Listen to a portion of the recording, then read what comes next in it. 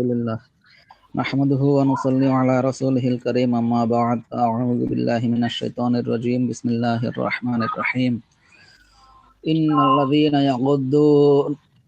الذين يغضون أصواتهم عند رسول الله أولئك الذين امتحن الله قلوبهم للتقوى لهم مغفرة وأجر عظيم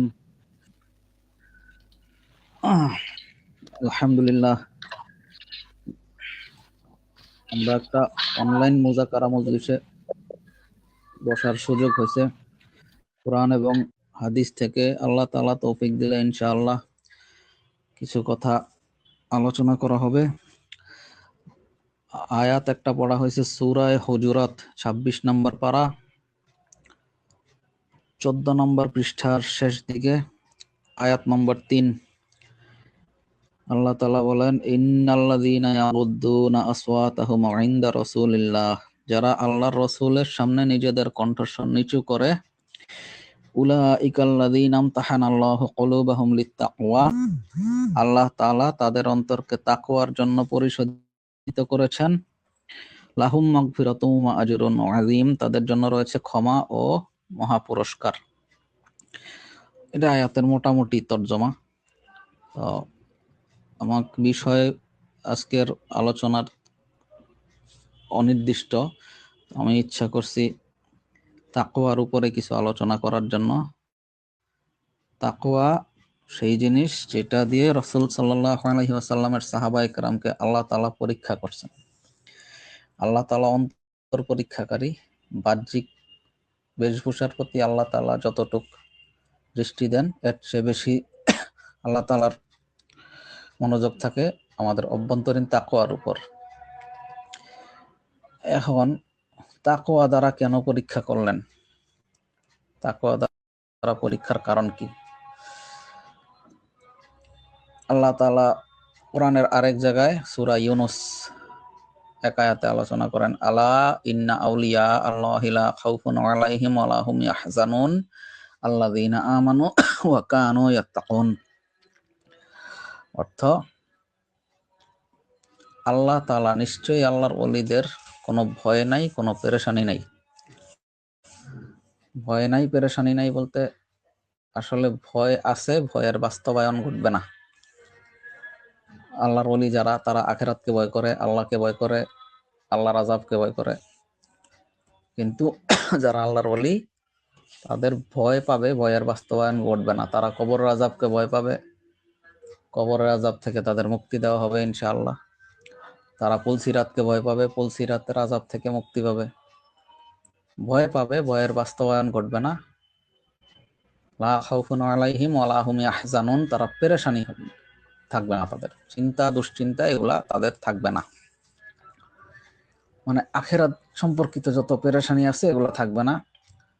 আল্লাযীনা আমানু ওয়া কানু ইয়াত্তাকুন, পরের আয়াতে আল্লাহ তাআলা তাদের দুইটা গুণ বর্ণনা করছেন। তারা কারা? ঈমান আনবে। আল্লাযীনা আমানু ওয়া কানু ইয়াত্তাকুন, এবং তারা মুত্তাকি হবে, তাকওয়া অর্জনকারী হবে।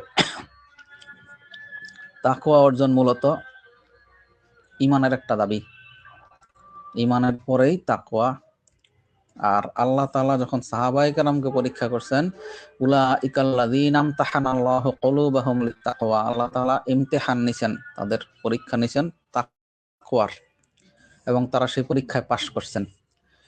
একটু আনুষঙ্গিক একটা কথা এটা বলি। রাসূল সাল্লাল্লাহু আলাইহি ওয়াসাল্লাম বেগুনাহ, মাসুম, কোন নবীর কোনো গুনাহ নাই। আর সাহাবায়ে কেরাম আহলুস সুন্নাহ ওয়াল জামাতের আকীদা অনুযায়ী তারা মাগফুর, মানে তাদের ক্ষমা করে দেওয়া হয়েছে। তাদের জীবনে যত ভুল ত্রুটি ছিল তাদের ক্ষমা করে দেওয়া হয়েছে। সাহাবায়ে কেরাম মাগফুর, আর রাসূল সাল্লাল্লাহু আলাইহি ওয়াসাল্লাম সহ অন্য সকল নবীরা মাসুম। এই জন্য রাসূল সাল্লাল্লাহু আলাইহি ওয়াসাল্লাম সহ অন্য নবীর সমালোচনা বা নবীদের সমালোচনা যেমন হারাম, সাহাবায়ে কেরাম মাগফুর হওয়ার কারণেও তাদের সমালোচনাও হারাম। কারণ যাদের গুনাহ আল্লাহ মাফ করে দিয়েছে, এবং আল্লাহ তাআলা কোরআনের বেশ কয়েক জায়গায় বলছেন রাদিয়াল্লাহু আনহুম ওয়া রাদু আন, আমি তাদের উপর সন্তুষ্ট, তারাও আমার উপর সন্তুষ্ট। তো আল্লাহ যাদের উপর সন্তুষ্ট তার সমালোচনা করার মতো সাহস আসলে দুঃসাহস দেখানো উচিত না। তো তাকওয়া কি জিনিস? তাকওয়ার মোটা শব্দে তর্জমা করলে সবাই জানেন আল্লাহর ভয়।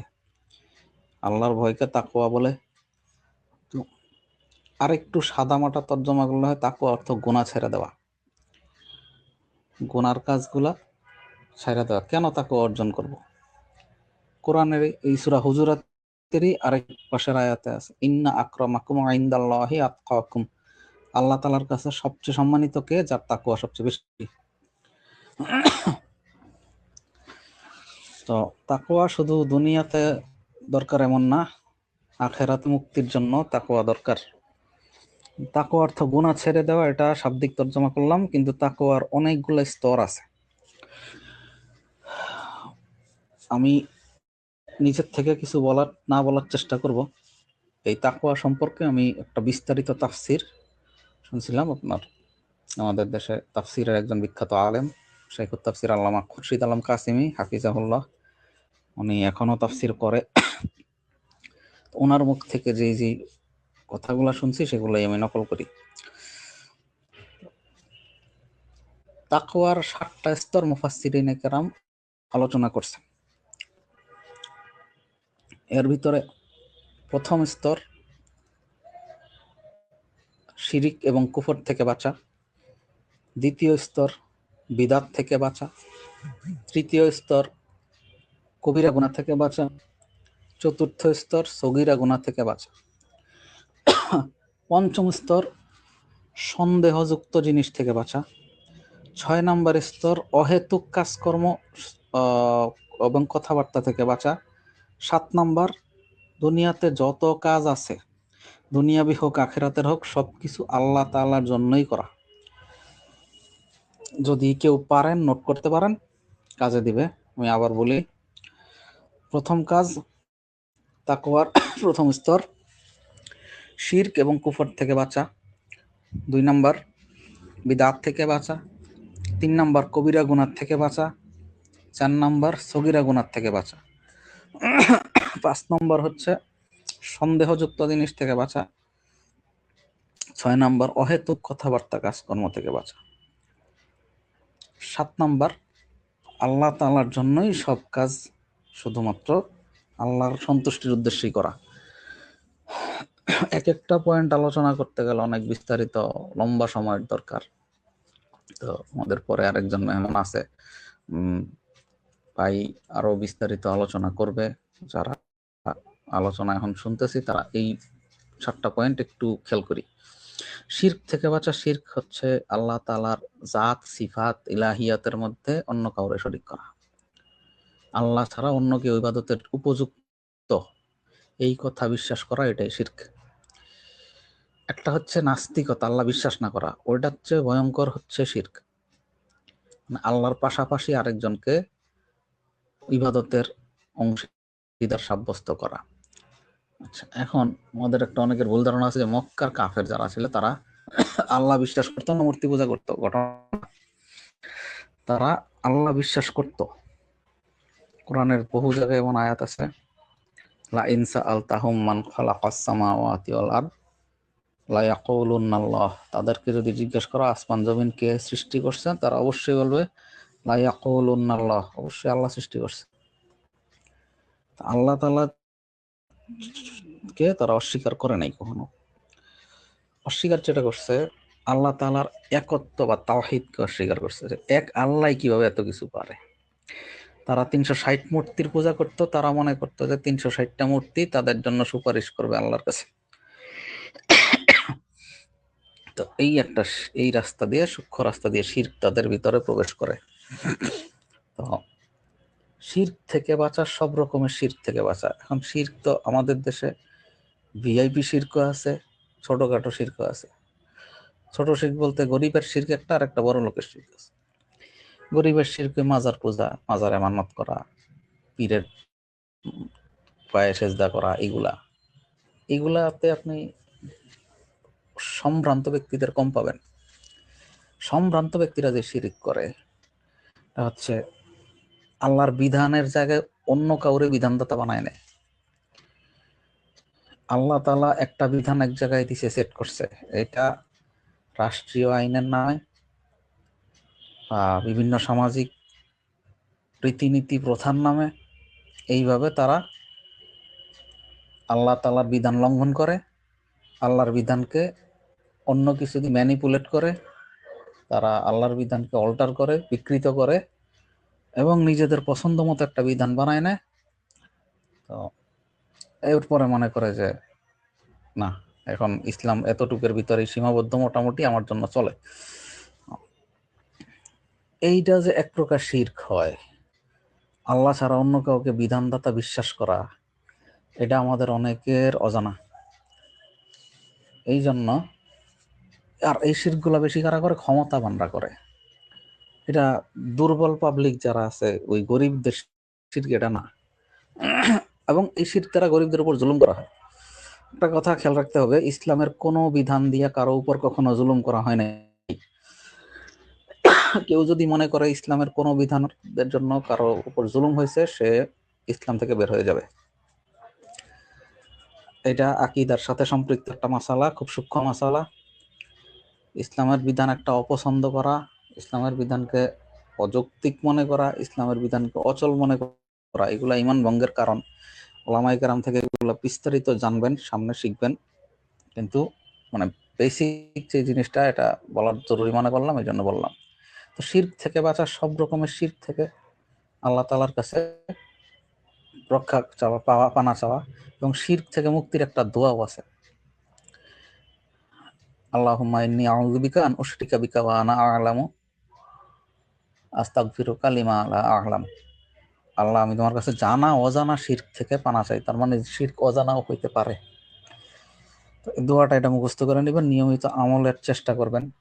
কারণ আমি একই সাথে তাকওয়ার স্তরগুলা বলবো, কিভাবে অর্জন করা যায় এটাও আশা করি বলার তৌফিক হবে ইনশাআল্লাহ।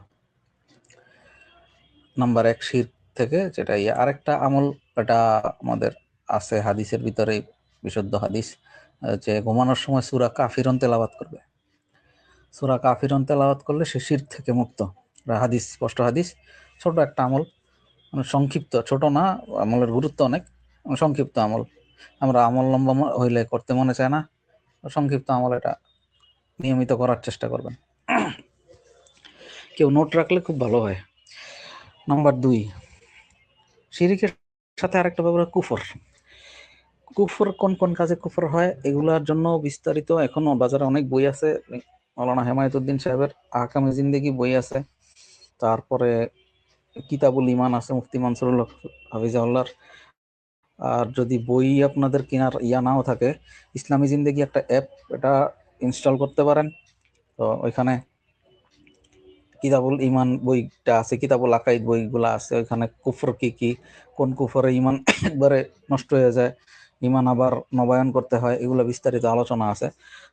এটা তাকওয়ার একদম বেসিক। শিরিক কুফর থেকে বাঁচা তাকওয়ার একদম বেসিক। এটা থেকে না বাঁচতে পারলে তাকওয়ার আপনি 0%ও ফুলফিল করতে পারবেন না। দ্বিতীয়, বিদআত থেকে বাঁচা। আচ্ছা, বিদআত কি জিনিস? ইবাদতের নামে ধর্মের ভিতরে বিভিন্ন জিনিস ঢোকানো, যেটা রাসূল সাল্লাল্লাহু আলাইহি ওয়াসাল্লাম বা সাহাবায়ে কেরাম থেকে প্রমাণিত না, এমন কোন কাজ, এগুলা বিদআত হিসাবে ঢোকানো, এগুলা ইবাদত হিসাবে ঢোকানো। এইখানেও কিছু ভাগ আছে, কিছু বিদআত গরিব করে, কিছু বিদআত করে বড়লোক। যেমন গরিবের বিদআত হইল আজানের আগে দরুদ পড়া, জোরে জোরে দরুদ পড়ে। দেখবেন কিছু কিছু বিদআতি মসজিদে, বিশেষ করে চট্টগ্রামের দিকে, সিলেটের দিকে কিছু এলাকায় আছে, আসসালাতু আসসালামু আলাইকা ইয়া রাসূলুল্লাহ, আসসালাতু আসসালামু আলাইকা ইয়া হাবিবাল্লাহ, এরকম পড়ে। তো বিদআত, দরুদ পড়া অনেক ভালো, অনেক বড় ইবাদত দরুদ পড়া। ইমাম ইবনুল কাইয়্যিম রাহিমাহুল্লাহ প্রায় 700 পৃষ্ঠার একটা কিতাব লিখছে শুধু দরুদের ফজিলতের উপরে, জালাউল আফহাম নামে। কিন্তু দরুদ কোন জায়গায় পড়তে হবে, দরুদ পড়া তো ঠিক আছে, ইবাদত ভালো কথা, ওয়াশরুমে গিয়ে কেউ দরুদ পড়লে তো গুনাহ। জিনিসগুলো বুঝতে হবে। আজানের আগে দরুদ পড়ার নিয়ম রাসূল সাল্লাল্লাহু আলাইহি ওয়াসাল্লাম বা সাহাবায়ে কেরামের সময় ছিল না। তো খামাখা আমি কেন পড়ে আমার ইয়াটা নষ্ট করব, ইবাদত সব নষ্ট করব। তারপরে আরেকটা হলো ওই আশহাদু আন্না মুহাম্মাদুর রাসূলুল্লাহ যখনই বলে আজান একামতে ২ আঙ্গুলে ফু দিয়া চুমা খাওয়া, এটা যে কোন সওয়াবের কাজ বা কোন কিতাবে আছে আমি এখন পর্যন্ত অনেক খোঁজাখুঁজি করছি। ভালো হাদিসের কিতাব তো ভালো, জাল হাদিসের কিতাবে নাই এরকম কিছু। এইগুলা এই বিদাত আরো আছে আপনার, যেগুলো খাওয়া দাওয়ার সাথে সম্পৃক্ত, যেগুলা এই বিদাতগুলা সবাই পছন্দ করে বেশি। শবে বরাতের রুটি হালুয়া, ৪ দিনের ওই কেউ মারা গেলে ৪ দিনের খাবার, মানে এটাকে কি বলে, কুলখানি বলে। আরেকটা আছে চল্লিশা। তারপর মৃত্যুবার্ষিকী, জন্মবার্ষিকী, এগুলো তো আছে। জন্মবার্ষিকী এটা আসলে বিদাতও বলা ঠিক না, বেদাত বললে এটার একটু মর্যাদা দেওয়া হয়, এটা তো সরাসরি খ্রিস্টানদের অনুকরণ। কিন্তু মৃত্যুবার্ষিকী, জন্মবার্ষিকী পালন, এই নির্দিষ্ট দিনে মানুষ খাওয়ানো, তো এইগুলা হচ্ছে বিদাতের আপনার এই গরিব মানুষের বেদাত আর কি। আরেকটা ওই বড় লোকদের বেদাত আর একটু স্পেশাল হয়। এরা মাজারে মাজারে গিয়ে কিছু মিলাদের আয়োজন করে, ইয়া করে। অন্য সময় আপনি ইবাদতের সময় টাকা পয়সা দিতে বলেন, দান সাদাকা করার কথা বলেন, জাকাতের কথা বলেন, পাওয়া যায় না। কিন্তু ওই যে মাজারে গিয়ে মিলাদের খরচ পুরাটা দিতে, এটা আবার তাদের কোনো বাধে না।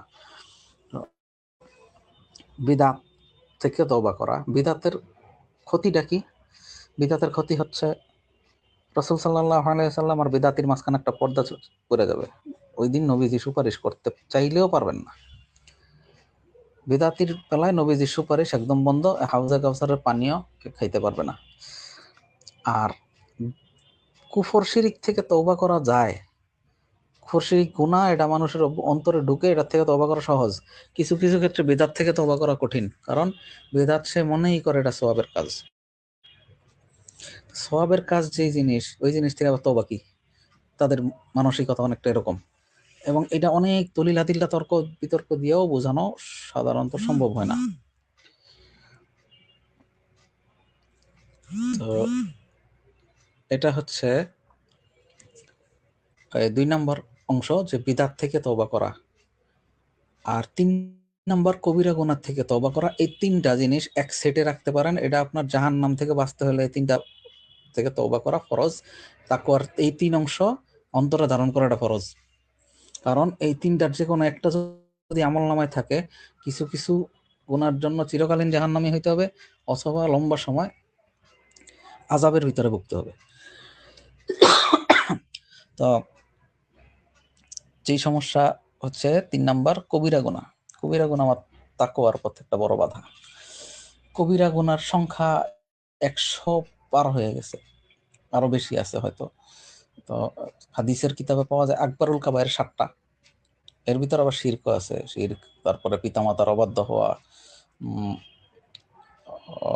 সতীসাধী স্ত্রী নারীর উপরে অপবাদ দেওয়া, এরকম বেশ কিছু কবিরা গুনাহ, নামাজ তরক করা। তো কবিরা গুনাহ কন্টিনিউ করতে থাকলে এক সময় কুফরের ভিতর কুফরের রূপ ধারণ করে। এটা এরকম না যে আপনি কবিরা গুনাহ করতে করতে করতে করতে খুব কবিরা গুনার অবস্থাতেই থাকবেন, এটা সবসময় এরকম সম্ভব না। কারণ বেপরোয়াভাবে কবিরা গুনাহ করলে এবং এক সময় যদি, আল্লাহ মাফ করুক, শয়তান যদি কখনো ঢুকাই দেয় যে এই জিনিসটা তো আসলে সমস্যা নাই, হালালি, তাহলে ঈমান চলে যাওয়ার সম্ভাবনা আছে। ৩ নাম্বার কবিরা গুনাহ থেকে তওবা করা। কবিরা গুনার লিস্টে মাওলানা হেমায়েতুদ্দিন সাহেবের আহকামে জিন্দেগি বই আছে, ওখানে আপনি পাবেন, বিস্তারিত আছে অনেকগুলা কবিরা গুনার তালিকা। এবং কিছু কিছু আধুনিক কবিরা গুনাহ, এগুলো আপনি মূলনীতি জানা থাকলে বুঝতে পারবেন। যেমন মোবাইলে কোনো গায়রে মাহরামের সাথে চ্যাটিং করা বা ইয়া করা, এগুলো আসলে কি? এটা আপনি কোনো কিতাবের, হাদিসের কিতাবে তো সরাসরি পাওয়ার কথা না।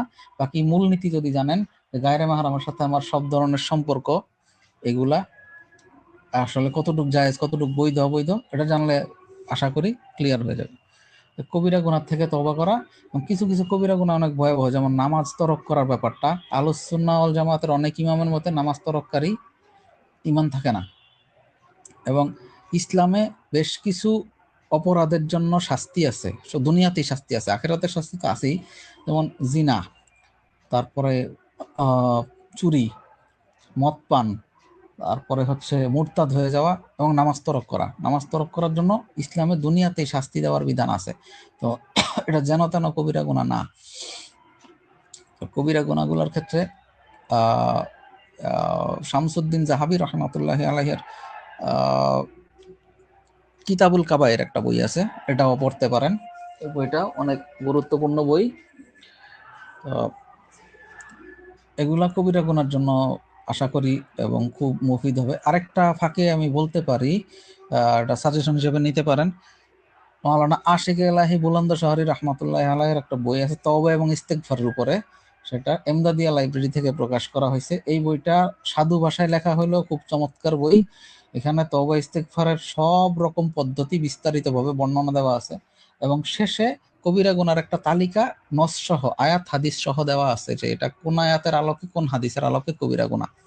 তো আপনার কবিরা গুনার যে জিনিস চার্ট ওটা সংগ্রহ করতে পারেন। নাম্বার 4, সগীরা গুনাহ।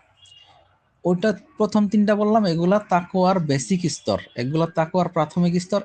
এই 3টা থেকে বাঁচতে পারলে মোটামুটি একজন মানুষের মুত্তাকির মানে সর্বনিম্ন লেভেলের মুত্তাকি বলা যায়।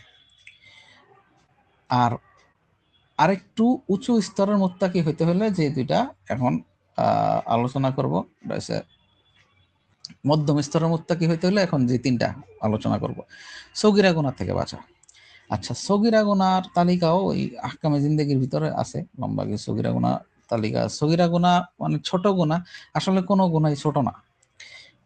তাসাউফের ভাষায় বললে কোনো গুনাহই ছোট না, কারণ গুনাহ আল্লাহর সাথে বান্দার দূরত্ব সৃষ্টি করে। যেই জিনিস আল্লাহর সাথে বান্দার দূরত্ব সৃষ্টি করে ওইটা তো আসলে কখনো ছোট হইতে পারে না। বাকি ফুকাহায়ে কেরাম শাস্তির ধরনের আলোকে বলছে যে এই গুনাহগুলা ছোট গুনাহ, মানে এগুলা হয়তো আমল নামায় থাকলে আল্লাহ তাআলা সরাসরি জাহান্নামে দিবেন না।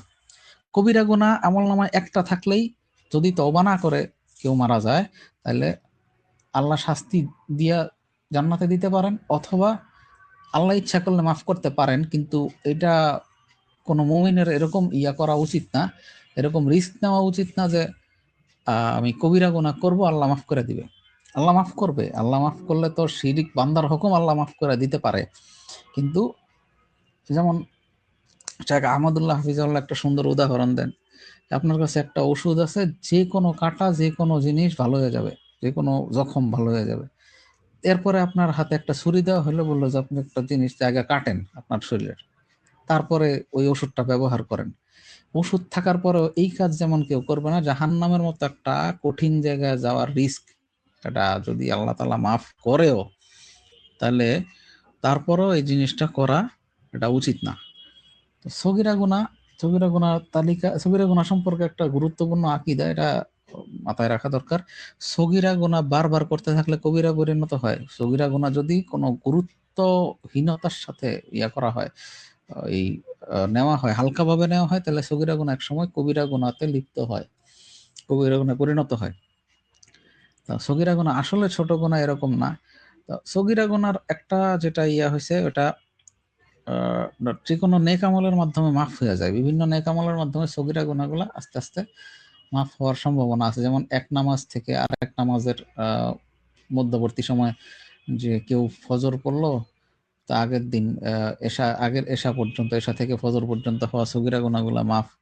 বা কেউ ওযু করলো, ওযুর সাথে সাথে সগীরা গুনাহগুলা ঝরে যায় প্রত্যেক অঙ্গের। তারপরে কেউ সুবহানাল্লাহি ওয়া বিহামদিহি সুবহানাল্লাহিল আযীম এটা 100 বার পড়লো, সমুদ্রের ফেনা পরিমাণ যেই সগীরা গুনাহ আছে এগুলা আল্লাহ তাআলা মাফ করে দেন। সগীরা গুনাহ আল্লাহ তাআলা এমনিই অনেক আমলের দ্বারা, নেক আমলের দ্বারা মাফ করে দেন। তারপরে একবার দরুদ পড়লে সাল্লাল্লাহু আলাইহি ওয়াসাল্লাম, আল্লাহুম্মা সাল্লি আলা মুহাম্মাদ ওয়া আলা আলি মুহাম্মাদ ওয়া বারিক ওয়া সাল্লিম, এরকম দরুদ পড়লে 10টা গুনাহ মাফ হয়, 10টা নেকি লেখা হয়, 10 গুণ মর্যাদা বৃদ্ধি হয় আল্লাহ তাআলার কাছে। তো যেহেতু এইখানে গুনাহগুলার যে বর্ণনা দেওয়া হয়েছে গুনাহ মাফ হয়, আহলুস সুন্নাহ ওয়াল জামাতের মতে এগুলো সব সগীরা গুনাহর কথা বলা হয়েছে, তওবা ছাড়া কবিরা গুনাহ মাফ হয় না। 5 নাম্বার খুব গুরুত্বপূর্ণ একটা জিনিস, সন্দেহযুক্ত জিনিস থেকে বাঁচা। সন্দেহযুক্ত জিনিস কি? যেই জিনিস অন্তরে খটকা সৃষ্টি করে, যেটা হালাল না হারাম, এটা কি বেদাত না মুস্তাহাব, করব কি করব না এরকম যে জিনিস আছে, ইলমের কারণে অনেক সময় হতে পারে আপনি আলেমের কাছে জিজ্ঞেস করে নেবেন, তারপরেও কিছু কিছু জিনিস খটকা লাগতে পারে। হাদিসে স্পষ্ট আছে, আল হালালু বাইয়িনুন ওয়াল হারামু বাইয়িনুন ওয়া বাইনাহুমাল মুস্তাবিহাত। হালাল স্পষ্ট, হারামও স্পষ্ট, এর মাঝখানে যা যা আছে এগুলা সব হচ্ছে মুস্তাবিহাত বা সন্দেহযুক্ত জিনিস। সন্দেহযুক্ত জিনিস থেকে বাঁচা, কারণ সন্দেহযুক্ত জিনিস যদি না করা হয়, সন্দেহযুক্ত জিনিস থেকে পরহেজ না করা হলে আস্তে আস্তে আস্তে আস্তে হারামের দিকে নিয়ে যাবে। এই জিনিস আস্তে আস্তে হারামের দিকে নিয়ে যায়, এই জন্য সন্দেহযুক্ত জিনিস থেকে বাঁচাও এটা তাকওয়ার একটা গুরুত্বপূর্ণ অংশ। সন্দেহযুক্ত জিনিস যেমন অমুক জায়গায় যাইতেছি, অমুক বাড়িতে খাওয়া দাওয়া করবো, এখন এই বাড়ির যেই কর্তা তার ইনকাম সম্পর্কে আমি জানি না, এই জন্য কারো বাসায় হুট করে দাওয়াত দিলে অন্তত দাওয়াত থেকে একটু ধৈর্য ধরা, যে যে দাওয়াত দিছে তার বাসায় আসলে ইনকামের সোর্স কি, কি তার ইনকাম হালাল কিনা, খাওয়া দাওয়া করা যায় কিনা, কারণ হারাম পেটে ঢুকলে তো ইবাদত শেষ। এই জন্য এই সতর্কতামূলক সালাফরা এই ব্যাপারে অনেক সতর্ক থাকতেন, সন্দেহযুক্ত জিনিস এড়ায় চলা। কারণ এই একটা জিনিস থেকে যদি বাঁচতে পারে তাহলে অনেকগুলা গুনাহ, সামনের বড় গুনাহ হওয়ার থেকে তারা বাঁচার জন্য করতেন, চেষ্টা করতেন। এই এবং মনে করতেন সন্দেহযুক্ত জিনিস থেকে বাঁচতে পারলে মোটামুটি আল্লাহ তাআলার নৈকট্য লাভ অনেকটা আসান হয়ে যায়। 6 নাম্বার, অহেতুক কথাবার্তা কাজকর্ম থেকে বাঁচা। এটা এই যুগে খুব কঠিন একটা জুহুদ, খুব কঠিন একটা মুজাহাদা, খুব কঠিন একটা চেষ্টা করা লাগে। এই আয়াতে এই একটা বিষয় সম্পর্কে আল্লাহ তাআলা কোরআন মাজিদে একটা আয়াতই নাজিল করছেন, সূরা মুমিনুনের সম্ভবত 3 নম্বর আয়াত, ওয়াল্লাযীনা হুম আনিল লাগবি মুরিদুন। মুমিনদের 7টা-8টা সিফাত আল্লাহ তাআলা সূরার শুরুর দিকে বর্ণনা করছেন। এর ভিতরে একটা হলো যে অহেতুক কথাবার্তা কাজকর্ম থেকে বাঁচা। অহেতুক কথাবার্তা কাজকর্ম কি জিনিস? অহেতুক কথাবার্তা কাজকর্ম এমন জিনিস যেটাতে দুনিয়ার আসলে কোনো লাভ নাই, আখেরাতেরও কোনো লাভ নেই। একটা উদাহরণ দেই, হয়তো অনেক ভাইয়েরা খেপতে পারে আমার উপরে, তারপরেও বলি। খেলা দেখা, ক্রিকেট খেলা, ফুটবল খেলা দেখা, যেই খেলোয়াড় খেলা খেলে তার অন্তত কিছুটা দুনিয়াবি লাভ হয়, সে কিছু টাকা পয়সা পায়।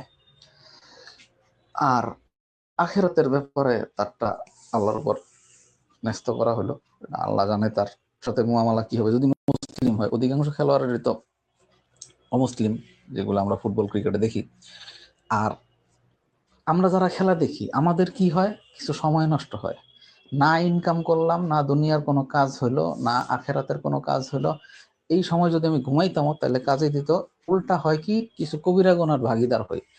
1 নাম্বার কবিরা গুনাহ হয় খেলা দেখতে গিয়ে, যেটা অনেকের 2-3 ওয়াক্ত নামাজ একসাথে হয়ে যায়, নামাজ কাজা হয়, জামাত ছোটে, তকবিরউলা ছোটে, এই জিনিসগুলা আস্তে আস্তে ছোটা শুরু হয়।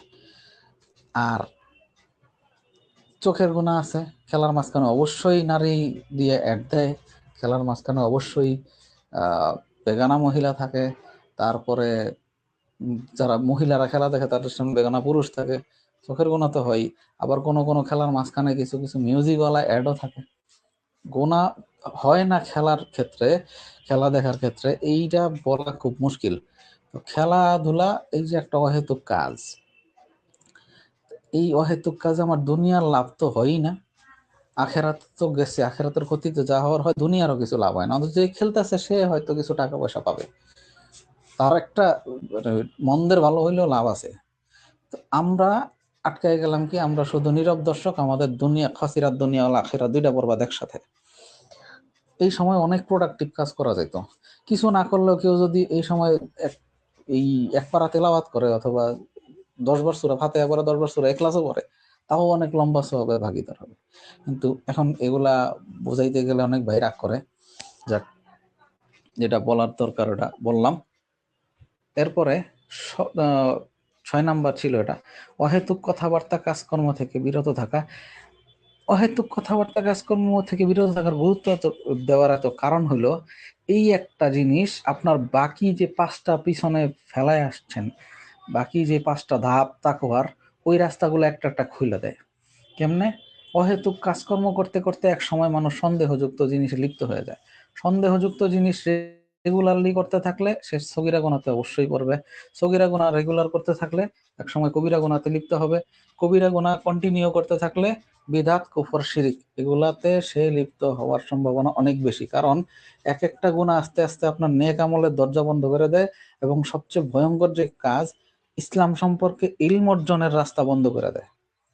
এটা হচ্ছে খুব গুরুত্বপূর্ণ একটা জিনিস। গুনাহ মানুষকে রিজিক থেকে বঞ্চিত করে, তারপরে গুনাহ মানুষের চেহারা নূর নিয়ে যায়। এগুলো তো আপনার গৌণ কারণ। মুখ্য একটা ক্ষতি হলো গুনাহ ইলমের রাস্তা বন্ধ করে দেয়।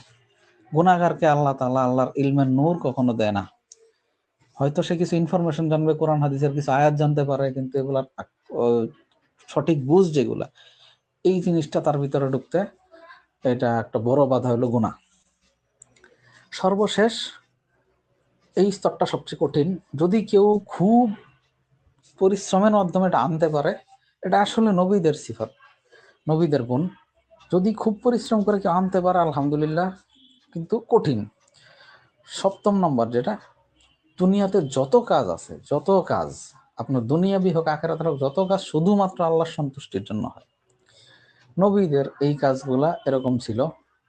আম্বিয়া আলাইহিস সালাম তাদের যত কাজ আছে, দুনিয়াবি কাজ হোক আখিরাতের কাজ হোক, সবগুলো আল্লাহর সন্তুষ্টির জন্যই। আর আমাদের আখিরাতের কাজও মানুষকে দেখানোর জন্য হয়ে যায়, রিয়া হয়ে যায়। তো এটা থেকে যে বাঁচতে হবে, আখিরাতের কাজগুলো তো আখিরাতের কাজে, দুনিয়ার কাজগুলোও যাতে আমাদের আল্লাহর সন্তুষ্টির জন্য হয়। কারণ দুনিয়ার কাজ আল্লাহর সন্তুষ্টির জন্য কেমনে হয়, দুই একটা উদাহরণ দিই, তাহলে ক্লিয়ার হবে। প্রথম, যেমন আমরা খাওয়া দাওয়া করি, খাওয়া দাওয়ার মূল চাহিদা থাকে আমাদের পেট ভরানো, ক্ষুধা নিবারণ করা। এই তো দেখেন আল্লাহ সন্তুষ্টি কেমনে, এটা নিয়ত এইভাবে করা, আল্লাহ তাআলা আমাকে একটা শরীর, এই শরীরটা আমার কাছে আমানত। এই শরীর সুস্থ থাকলে আমি আল্লাহর ইবাদত ঠিক মতো করতে পারবো। আল্লাহর ইবাদত ঠিক মতো না করতে পারলে তো আমার জাহান্নামে যেতে হবে। এই জন্য শরীর সুস্থ রাখার উদ্দেশ্যে, শরীর যাতে দুর্বল না হয়, ইবাদতে যাতে কষ্ট না হয়, এই জন্য আমি খাওয়া দাওয়া গ্রহণ করি। এই জন্য আমি খাওয়া দাওয়া খাবো। ঘুম আল্লাহ তাআলার একটা নিয়ামত। ঘুম করলে আমার ক্লান্তি দূর হয়। ক্লান্তি কেন দূর করবো আমি? ওই যে শরীর আছে আমার আমানত, আল্লাহর আমানত, ওই আমানত ঠিক রাখার জন্য। এরকম প্রত্যেকটা কাজ যেগুলোতে আপনার ইয়ে আছে, আল্লাহ তাআলা দুনিয়াবি কাজ যেগুলো ইয়ে করছে, ওই কাজগুলা আল্লাহ তাআলা সন্তুষ্টির উদ্দেশ্যে কিভাবে ব্যবহার করা যায়। ওয়াশরুমে যাওয়ার সময় ওয়াশরুমের দোয়াগুলা যদি পড়ি আমি বাইরের থেকে, কেন পড়বো? রাসূল সাল্লাল্লাহু আলাইহি সাল্লাম এইভাবে ওয়াশরুম ব্যবহার করছেন। এই নিয়তে যদি আমি ওয়াশরুম ব্যবহার করি, তাহলে ওয়াশরুম ব্যবহারটাও আমার জন্য ইবাদতে পরিণত হবে। তো এইভাবে দুনিয়ার কাজগুলো আমার ইবাদত হওয়ার সম্ভাবনা আছে যদি আমি চেষ্টা করি। তো চেষ্টাটা একা একা আসলে করা সম্ভব না। যে কোনো জিনিস আনতে গেলে এই জিনিস যার কাছে আছে তার কাছ থেকে আনতে হয়। তো তাকওয়া আপনি নিজে নিজে অর্জন করবেন, এটা খুব কঠিন একটা জিনিস। তাকওয়াটা যা, যে মুত্তাকি তার সাথে থাকতে থাকতে, তার সাথে চলাফেরা করতে করতে তাকওয়া অর্জন হবে। সোহবত ছাড়া তাকওয়া অর্জন হবে, এটা আসলে কোনো ইয়ার যুক্তির ভিতরে পড়ে না। সাহাবায়ে কেরাম তাকওয়া অর্জন করছেন নবীজি সান্নিধ্যে থেকে। আর এরকম প্রত্যেকে যারা মুত্তাকি বান্দা ছিলেন তাদের অবশ্যই সহবত ছিল। কারণ আমরা যেই আমলগুলা করি, এই আমলগুলা বেশিরভাগই দেখে দেখে শেখা আরেকজনের থেকে। আপনারা যদি সব কিতাব দিয়ে দেয়, আপনি কিতাব দেখে মুত্তাকি হইতে পারবেন না। তাসাউফের বড় বড়, তাজকিয়াতুন নফসের অনেক বড় বড় কিতাব আছে, কিতাব দেখে কেউ মুত্তাকি হইতে পারবে না। মুত্তাকি হওয়ার রাস্তা বুঝতে পারবে, যেটা হ্যাঁ এভাবে হওয়া যায়, কিন্তু চেষ্টাটা কারো অধীনে থেকে করতে হবে। বিশেষ করে যারা জেনারেলের ভাইরা আছেন, আলেম ওলামা তো তারা সহবতে থাকেই, কিন্তু জেনারেল ভাই যারা আছেন তারা অবশ্যই ওলামা একরাম, যারা মুত্তাকি ওলামা একরাম, তাদের সান্নিধ্যে থাকলে আশা করি এই তাকওয়ার যেই 6-7টা সিফাত আলোচনা করলাম, এই গুণগুলো অর্জন হবে। তো আমার আলোচনার সময় মোটামুটি শেষ। তো আমি আবার রিপিট করি, 7টা তাকওয়ার স্তর, এগুলা যদি কেউ ইয়া করতে পারে, অর্জন করতে পারে তাহলে তার জন্য খুব গুরুত্বপূর্ণ, তার জীবন পরিবর্তন করার একটা সম্ভাবনা আছে এবং তার জান্নাতে যাওয়াটা সহজ হয়। তাকওয়ার 7টা স্তর: প্রথম, শিরিক কুফর থেকে তওবা করা, শিরিক কুফর থেকে বেঁচে থাকা; 2 নাম্বার, বিদআত থেকে বেঁচে থাকা; 3 নাম্বার, কবিরা গুনাহ থেকে বেঁচে থাকা; 4 নাম্বার, সগীরা গুনাহ থেকে বাঁচা; 5 নাম্বার, সন্দেহযুক্ত জিনিস থেকে বাঁচা; 6 নাম্বার হচ্ছে অহেতুক কথাবার্তা কাজকর্ম থেকে বাঁচা; এবং সর্বশেষ 7 নাম্বার, যেটা 7 নাম্বারটা, প্রত্যেকটা কাজ, দুনিয়াবি কাজ হোক আখিরাতের কাজ হোক, শুধুমাত্র আল্লাহর সন্তুষ্টির জন্য করা। মুত্তাকি হইতে হলে যেটা গুণগুলা লাগে এর ভিতরে একটা ছিল তওবা। তো তওবা কিভাবে করতে হবে? আমাদের একটা ভুল ধারণা আছে এখানে, তওবা আর ইস্তিগফার আমরা গুলাই ফেলি। ইস্তিগফার মানে আল্লাহর কাছে ক্ষমা প্রার্থনা করা। তো ইস্তিগফার এক জিনিস, তওবা আরেক জিনিস। দুইটা জিনিস আসলে আমরা একাকার করে ফেলি। আমরা মনে করি কোনো একটা গুনাহ করছি, বাস আল্লাহর কাছে মাফ চাইলাম, হয়ে গেল। মাফ চাওয়া জিনিসটা ওটা ইস্তিগফার, ওটা আসলে তওবা না। তওবা অর্থ ফিরে আসা, ইস্তিগফার অর্থ ক্ষমা চাওয়া। দুইটার ভিতরে পার্থক্য আছে। এখন খালেস তওবা কিভাবে করব? এটা আমাদের জেনারেলদের জন্য খুব গুরুত্বপূর্ণ, কারণ আমরা শুরু থেকে অনেকেই দিনে ছিলাম না, বা এখনো হয়তো অনেকে পুরাপুরি দিনে নাই। কি করব? তো তওবার আগে ফজিলতটা শুনি। তওবা সম্পর্কে 2টা হাদিস পাওয়া যায়। একটা গুরুত্বপূর্ণ হাদিস বুখারীর ভিতরে সম্ভবত আছে, তওবা করলে আল্লাহ তাআলা এত বেশি খুশি হয়, যেমন বান্দা মরুভূমিতে হারানো উট ফিরে পেলে যত খুশি হয়, এরকম সম্ভবত হাদিসের ইয়াটা, ভুলে গেছি। আর 2 নম্বর, আত্তাইবু মিনাজ যামবি কামান লা যামবা লাহ।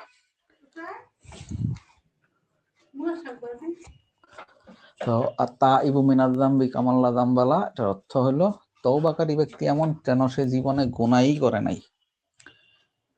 তো অবশ্যই তওবার গুরুত্ব আছে। বিনা হিসাবে যারা জান্নাতে যাবে, বিনা হিসাবে জান্নাতীদের একটা সংখ্যা আছে। এই সংখ্যার ভিতরে নবী আলাইহিস সালাম, সাহাবায়ে কেরাম ছাড়াও কিছু মানুষ এমন আছে যারা যাবে সরাসরি জান্নাতে। এরা তওবাকারী। তওবা বলতে খালেস তওবা করছে আল্লাহর রাস্তায়। একটা তওবা আছে, আমরা ওটারে ওই বিড়াল মার্কা তওবা বলে। বিড়াল কিছু খাবার চুরি করে খাইলে পরে দূরে গিয়া মুখ মুছে, এরকম। ওইটা না।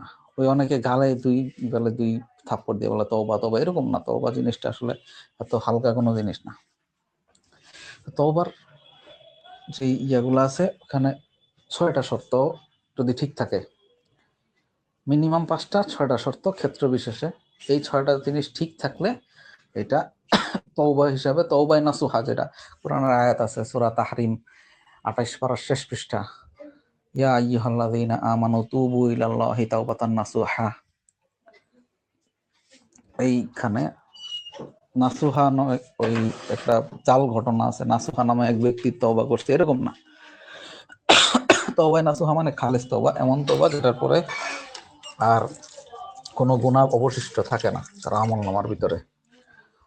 তো আল্লামা নুরুল ইসলাম অলিপুরি হাফিজাহুল্লাহ এটা আলোচনা করছিলেন যে তওবার 6টা পয়েন্ট। প্রথম, যেই গুনার ভিতরে আসি ওই গুনাহ তৎক্ষণাৎ ছেড়ে দেওয়া, ওই গুনাহ আর মানে কন্টিনিউ না করা। 2 নাম্বার, গুনাহের কারণে মনে মনে লজ্জিত অনুতপ্ত হওয়া, যে আমি যে গুনাহটা করছি এটা খারাপ কাজ। গুনাহ করলাম কিন্তু অন্তরে কোনো লজ্জা নাই, অন্তরে অনুশোচনা নাই, তাইলে এই লোকের তওবা নসিব হয়। নসিব বলতে কি, তওবার ওই শর্তগুলো পুরা হয় না। তো প্রথমটা হচ্ছে গুনাহ তড়িৎ গতিতে ছেড়ে দেওয়া, ইমিডিয়েটলি গুনাহ ছেড়ে দেওয়া, গুনাহ কন্টিনিউ না করা। আর 2 নাম্বার, গুনার জন্য অন্তরে অনুশোচনা থাকা। 3 নাম্বার, আল্লাহ তাআলার কাছে কান্নাকাটি সহকারে গুনার জন্য মাফ চাওয়া। আপনি একটা বড় ভুল করলে বাপ মার কাছে যেভাবে মাফ চান, আর এমনি নর্মাল ভুলের জন্য মাফ চাওয়া, বড় ভুলের জন্য মাফ চাওয়া, দুইটার টোন সমান থাকে না। তো আপনার গুনাহ যে পরিমাণ, ওই পরিমাণ মাফ চাওয়ার টোন ওইরকম নরম। গুনাহ যত শক্ত, মাফ চাওয়ার টোন অত বেশি নরম হবে, অত বেশি কাকুতি মিনতির করবে মানুষ আল্লাহর কাছে যে আল্লাহ আমার এই গুনাহ মাফ করে দাও। 4 নাম্বার হলো ভবিষ্যতে এই গুনাহ না করার দৃঢ় সংকল্প করা। এমন না যে আল্লাহ আজকে মাফ করে দাও, পরে সুযোগ পাইলে আবার করবো, এটা অন্তরে যদি এরকম থাকে, আল্লাহ তো অন্তর পড়তে পারে, এখানে একটা বড় সমস্যা। তো আল্লাহ যদি অন্তর পড়তে পারে যেহেতু, তো আল্লাহ তো অন্তরের খবর সব জানেন, এবং উইদাউট কোশ্চেনিং আল্লাহ সবকিছু জানেন অন্তরের খবর। তো ওই সময়টাতে এই খেয়াল ভুলেও না আনা যে আল্লাহ আমি সামনে গুনাহ করব, এখন আর মনে মনে এটা রাখা, আর এদিক দিয়ে তওবার করা, বাক্যগুলা জপা, এটা আসলে তওবা হিসাবে ধর্তব্য হয় না। তো আল্লাহ মাফ করে দিতে পারে যেহেতু আপনার ওই নিয়তটা গোপন থাকে। কিন্তু ওই যে আগে যেটা বলছি, রিস্ক না নেওয়া। আর হয়তো এটা আপনার মানুষের সামনে আসতেছে না, আপনি এভাবে বলতে পারেন, দুর্বলতা স্বীকার করতে পারেন যে আল্লাহ মানুষ এখন পরিবেশের কারণে, সহবতের কারণে, সঙ্গদোষের কারণে আমার গুনাহ হয়ে যাইতেই পারে। তো ওইটার জন্য দোয়া করবেন যে আল্লাহ গুনার ওই রকম পরিবেশের ভিতরে যাতে না পড়ি।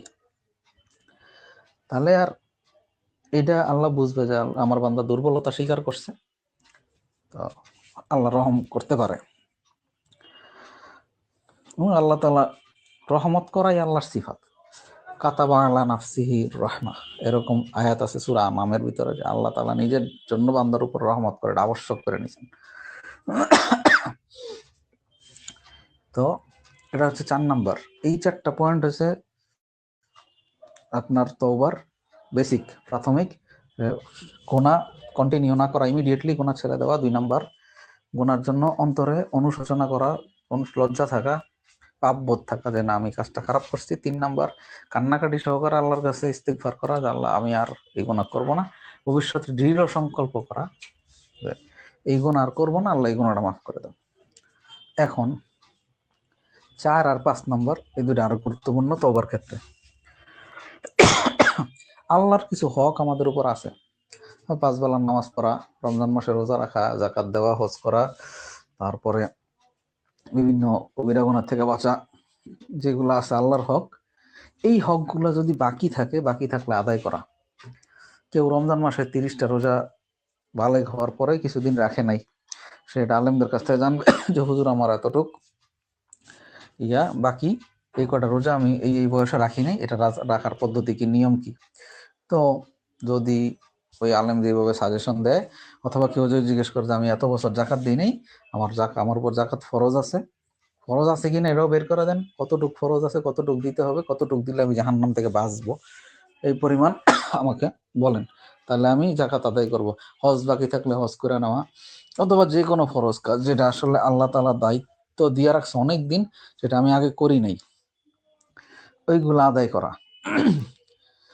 আর 6 নাম্বারটা খুব গুরুত্বপূর্ণ, বান্দার হক যদি কিছু বাকি থাকে সেগুলো অবশ্যই অবশ্যই আদায় করা, কারণ বান্দার হক বান্দা মাফ না করলে আল্লাহ তাআলা মাফ করবেন না,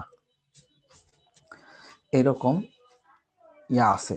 তো বান্দার হক, আপনি কেউ সারা বছর তাহাজ্জুদে কাটাই দিল, কিন্তু সে কারো 10 টাকা মাইরা খাইছে, তাইলে তার ওই সারা বছরের তাহাজ্জুদ দিয়ে 10 টাকা কভার করতে পারবে না, এটা হাসরের মাঠে তারা আটকাবে। যদি পাওনাদার বইলাও যায়, হাসরের মাঠে আল্লাহ তাআলা মনে করাই দিবে যে দেখ তুমি এর কাছে পাইতা, তোমার এত টাকা নষ্ট করছিল, এটা এখন এখানে আদায় করো।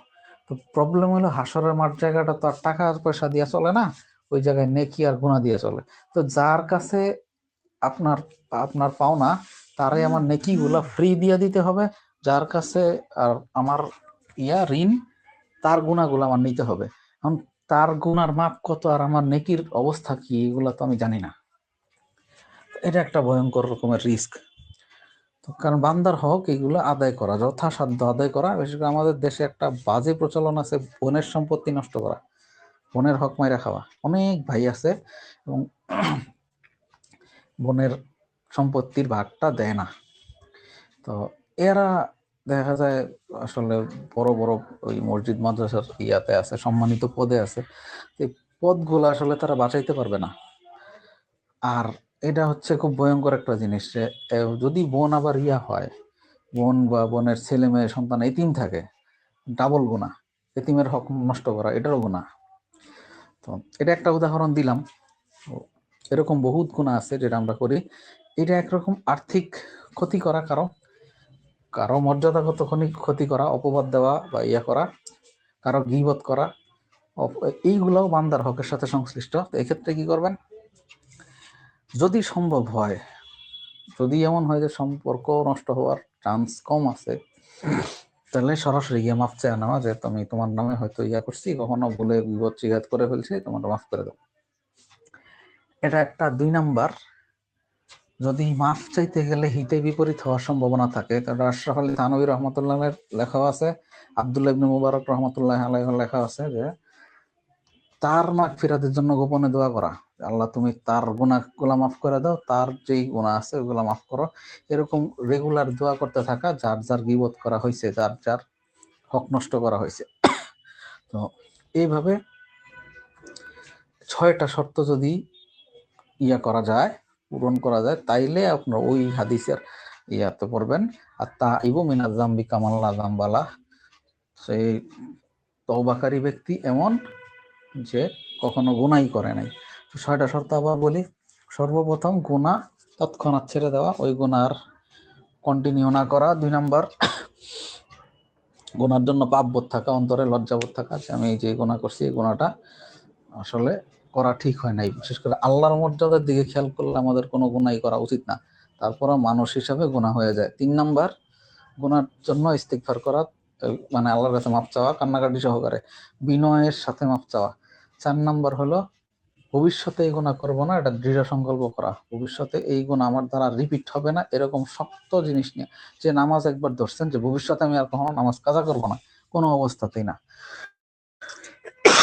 যে একবার রোজা ধরছেন, কোনো প্রতিকূল পরিস্থিতি না থাকলে আমি ইনশাল্লাহ রোজা ভাঙবো না, এরকম। যে জাকাত ছাড়বো না, জাকাত ইয়ে হলে জাকাত দিব, জাকাত ফরজ হলে জাকাত দিব, হজ ফরজ হলে হজ করব, এবং আমার উপর আল্লাহর যা যা হক আছে এগুলা সব আদায় করা, ভবিষ্যতে ইয়ে আল্লাহর হক যেগুলা পূর্বে ছুটে গেছে ওইগুলা আদায় করার চেষ্টা করা। আর সর্বশেষ বান্দার হক যেগুলো আমার উপর বাকি আছে এগুলা যাতে আমি ঠিকঠাক মতো দিয়ে দিতে পারি, এগুলো ফেরত দিতে পারি। আর কোনো জিনিস চুরি করে থাকলে বা ইয়ে করে থাকলে, ছোটকালে হয়তো না বুঝে করছেন, তো অন্তত বলা যে আমার এই কাজটা করা ঠিক হয় নাই, আমি এই কাজ করছি। তো ছোটকালের জিনিস মানুষ এমনিই ভুলে যায়, ওখানে মাপ পাওয়ার সম্ভাবনা আছে। তবে গীবত শিকায়তের ক্ষেত্রে ব্যাপারটা ভয়ঙ্কর। বদগুমানির ক্ষেত্রে, কারো ক্ষেত্রে কুধারণা করছেন, কারো ক্ষেত্রে আপনার তুচ্ছতাচ্ছিল্য করছেন কখনো, এগুলোর জন্য সরাসরি মাপ চেয়ে নেওয়া। তো এই 6টা শর্ত নিয়ে যদি কেউ তওবা করতে পারে, আশা করা যায় আল্লাহ তাআলা তার তওবা ইনশাআল্লাহ কবুল করে তার পিছনের সমস্ত গুনাহ মাফ করে দিবে। তো যে আলোচনা শুনলাম, আল্লাহ তাআলা আমাদের সবাইকে তওবাকারীদের অন্তর্ভুক্ত করুক। এবং একটা দোয়া আছে ওযুর পরে, আমরা তো কালিমা শাহাদাত পাঠের কথা সবাই জানি, আর দ্বিতীয় আর একটা দোয়া, ওটা হাদিসের, ওটা ওযুর পরে রাসূল সাল্লাল্লাহু আলাইহি ওয়াসাল্লাম পড়তেন, আল্লাহুম্মা জাআলনি মিনাত তাওয়াবিন ওয়া জাআলনি মিনাল মুতাতাহহিরিন। হে আল্লাহ, আমাদেরকে তওবাকারীর অন্তর্ভুক্ত করেন এবং পবিত্রদের ভিতরে অন্তর্ভুক্ত করেন, যারা তাহারাত অর্জন করছে। তো এই দোয়াটা মুখস্থ করার পরে নিয়মিত পড়া, হয়তো আল্লাহ এই দোয়ার উসিলায় কিছু তওবার তৌফিক দিয়ে দিতে পারেন। আল্লাহর কাছে নিয়মিত দোয়া করা, আল্লাহ তাআলা যেন আমাদের খালিস তওবা এবং তওবায়ে নাসুহা করার তৌফিক দান করেন। এখানেই শেষ করতেছি। সুবহানাকাল্লাহুম্মা বিহামদিকা আশহাদু আল্লা ইলাহা ইল্লা আনতা আস্তাগফিরুকা ওয়া আতুবু ইলাইক।